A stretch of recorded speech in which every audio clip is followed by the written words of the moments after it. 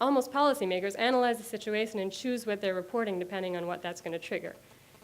It's this tricky borderline, and people have done research about that, about how much journalists can actually become involved in a policymaking type role. So these are things to think about, especially when, as it's been mentioned before, many financial journalists may be doing their job very well, but perhaps don't actually have full knowledge of the financial market and are not in a position to be able to predict the full impact that the reporting is going to have on the market. So the question of regulating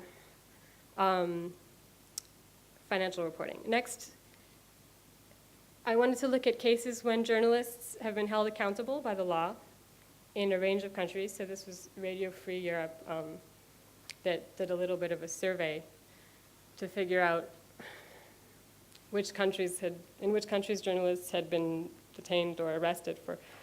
So the three examples I picked out. In Latvia, an economist and university teacher, Mr. Smirnov, was detained by the police for 2 days in November 2008 on suspicion of undermining the country's financial stability. So he was detained because he told a newspaper that the national currency was ripe for devaluation, and he advised the public to exchange their money for a different currency. So should he have been detained or not? Or what should he have done? Should he not have reported that? Okay. In South Korea, a popular blogger will be facing up to 5 years of prison on charges of spreading false information that supposedly led to a sharp fall in the value of the won. So 5 years in prison. But it seems that happens all the time, that people spread information. So in this case, it was false, but that happens all the time as well, that financial journalists publish false information because they make a mistake and because it's in the context of the financial crisis.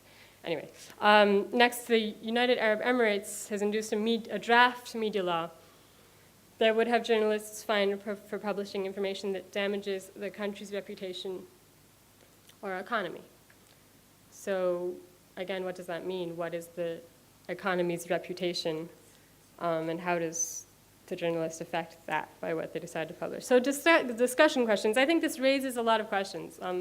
I have not wanted to prescribe anything. I think we've done a really good job of not doing that too much in the discussions yesterday and the presentations this morning.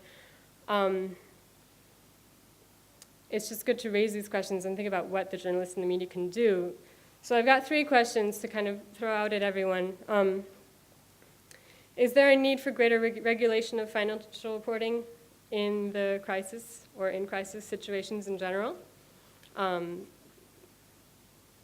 For example, the Press Complaints Commission in the UK, which wasn't issuing specific guidelines.